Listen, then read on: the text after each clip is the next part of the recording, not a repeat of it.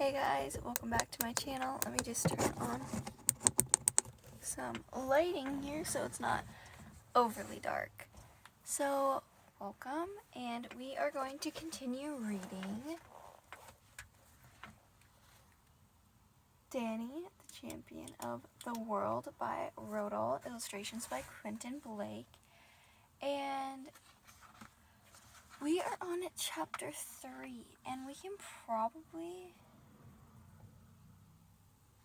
read 2 chapters. We'll see where we get. So, let's just get right into this.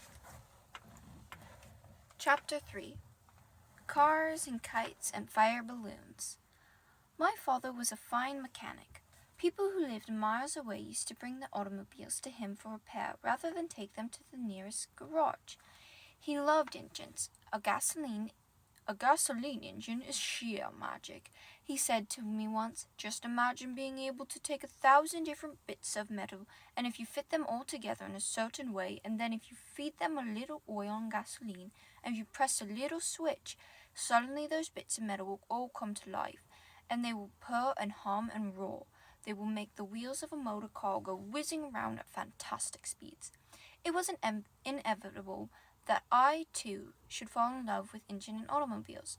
Don't forget that even before I could walk, the workshop had been my playroom. For where else could my father have put me so that he could keep an eye on me all day long? My toys were the greasy cogs and springs and pistons that lay around all over the place, and these, I can promise you, were far more fun to play with than most of the plastic rubbish children are given nowadays. So almost from birth, I began training to become a mechanic. But now that I was 5 years old, there was a problem of school to think about. It was the law that parents must send their children to school at the age of 5, and my father knew about this. We were in the workshop, I remember, on my 5th birthday when the talk about school started. I was helping my father to fit on a new brake linings to the rear wheel of a big Ford when suddenly he said to me, "You know something interesting, Danny. You must be easily the best 5-year-old mechanic in the whole world." It was the greatest compliment he had ever paid me. I was enormously pleased. "You like the work, don't you?" he said. "All this messing with engines?" "I absolutely love it," I said. He turned and faced me and laid a hand gently on my shoulder. "I want to teach you to be a great mechanic," he said, "and when you grow up, I hope you will become a famous designing engineer, a man who designs new and better engines for automobiles and airplanes. For that," he added, "you will need a really good education, but I don't want to send you to school quite yet. In another 2 years you will have learned enough here with me to be able to take a small engine completely to pieces and put it together again, all by yourself. After that, you can go to school." You probably think my father was crazy trying to teach a young child to be an expert mechanic, but as a matter of fact, he wasn't crazy at all. I learned fast, and I loved every moment of it. And lucky for us, nobody came knocking at the door to ask why I wasn't attending school. So 2 more years went by, and at the age of 7, believe it or not, I really could take a small engine to pieces and put it together again. I mean properly to pieces, pistons and crankshaft and all. The time had come to start school. My school was in the nearest village 2 miles away. We didn't have a car of our own. We couldn't afford one. But the walk took only an hour and a half, and I didn't mind it in the least. My father came with me. He insisted on coming, and when school ended at 4 in the afternoon, he was always there waiting to walk me home.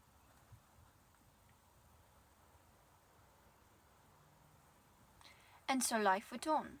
The world I lived in consisted only of the filling station, the workshop, the caravan, the school, and of course the woods and the meadows and streams in the countryside round. But I was never bored. It was impossible to be bored of my father's company. He was too sparky a man for that. Plots and plans and new ideas came flying off of him like sparks from a grindstone. "There's a good wind today," he said, Saturday morning. "Just right on for flying a kite. Let's make a kite, Danny." So we made a kite. He showed me how to splice 4 thin sticks together in the shape of a star, with 2 more sticks across the middle to brace it. when we cut up an old blue shirt of his and stretched the material. Then we cut up an old blue shirt of his and stretched the material across the framework of the kite. We added a long tail made of thread, with a little leftover pieces of shirt tied at the intervals along it. We found a ball of string in the workshop, and he showed me how to attach the string to the framework, so the kite would be properly balanced in flight. Together we walked to the top of the hill behind the filling station to release the kite. I found it hard to believe that this object, made only from a few sticks and a piece of an old shirt, would actually fly. I held the string while my father held the kite, and the moment he let it go, it caught the wind and soared upward like a huge blue bird. "Let out some more, Danny," he cried. "Go on, as much as you like." Higher and higher soared the kite. Soon it was just a small blue dot dancing in the sky miles above my head. It was thrilling to stand there holding on to something that was so far away and so very alive. This faraway thing was tugging and struggling on the end of the line like a big fish. "Let's walk it back to the caravan," my father said.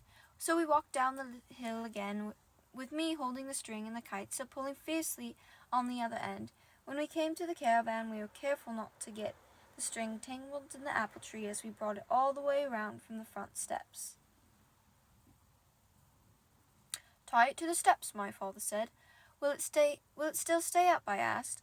It will if the wind doesn't drop," he said. The wind didn't drop, and I will tell you something amazing. The kite stayed up there all through the night, and at breakfast time next morning, the small blue dot was still dancing and swooping in the sky. After breakfast, I hauled it down and hung it carefully against the wall in the workshop for another day. Not long after that, a lovely still evening, when there was no breath of wind anywhere, my father said to me, "This is just the right weather for a fire balloon. Let's make a fire balloon."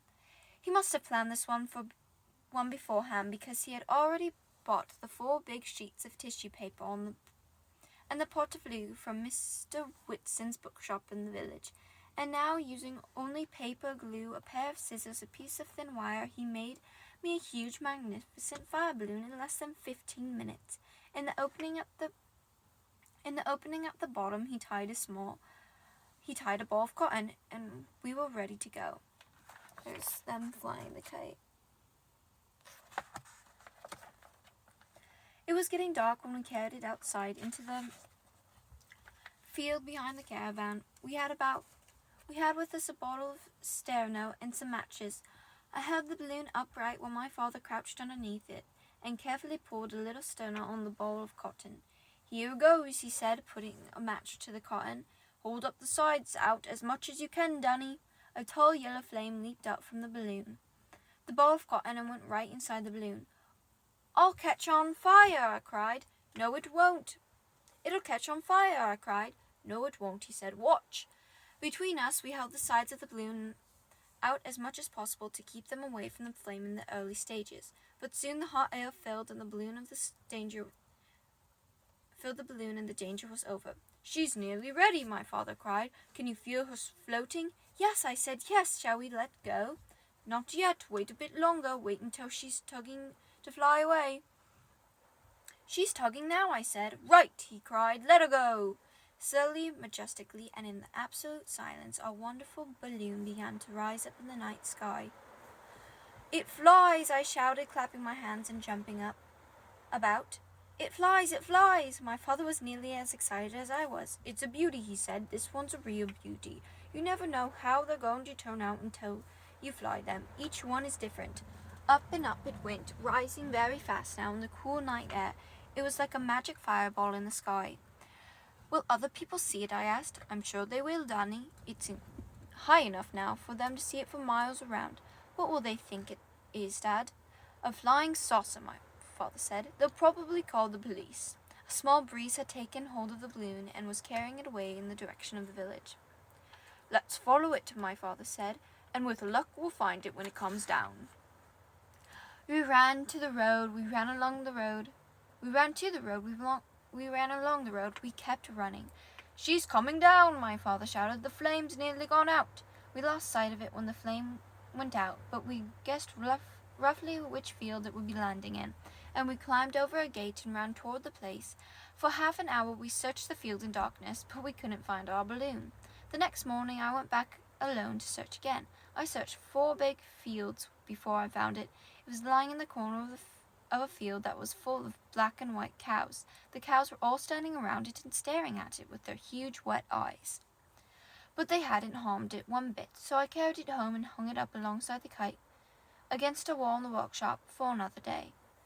You can fly the kite all by yourself any time you like, my father said, but you must never fly the fire balloon unless I'm with you. It is extremely dangerous. All right, I said.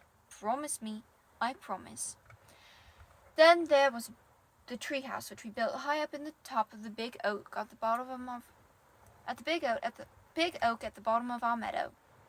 And the bow and arrow, the bow of a 4-foot long ash sapling, and the arrows flitted with tail feathers of a partridge and pheasant, and stilts that made me 10 feet tall, and a boomerang that came back and fell at my feet nearly every time I threw it. And for my last birthday, there had been something that was even more fun, perhaps, than anything else. The 2 days before my birthday, I had been forbidden to enter the workshop because my father was in there working on a secret. And on the birthday morning, out came an amazing machine, made from our 4 bicycle wheels and several large soap boxes. But this was no ordinary wizard. It had a brake pedal, a steering wheel, a comfortable seat, and a strong front bumper to take the shock of a crash. I called it Sopa. And just about every day I would take it up to the top of the hill in the field behind the filling station and come shooting down again at incredible speeds, riding it like a bronco over the bumps.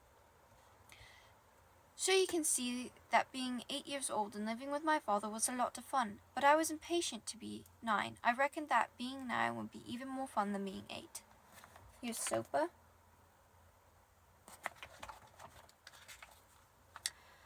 As it turned out, I was not altogether right about this. My 9th year was certainly more exciting than any of the others, but not all of it was exactly what you would call fun. Alright. I don't know if you guys can tell, but I'm still kind of anxious that I'm going to run out of space, so I'm going to end it here because this is already 12 minutes long. And then they're all about 10 pages long, I think, so we'll kind of just see how it goes. But for now, it is currently raining outside, but I hope you guys can't hear it because I can barely hear it. But I'm going to drink some water and start another chapter, so I will see you guys in a little bit. Bye!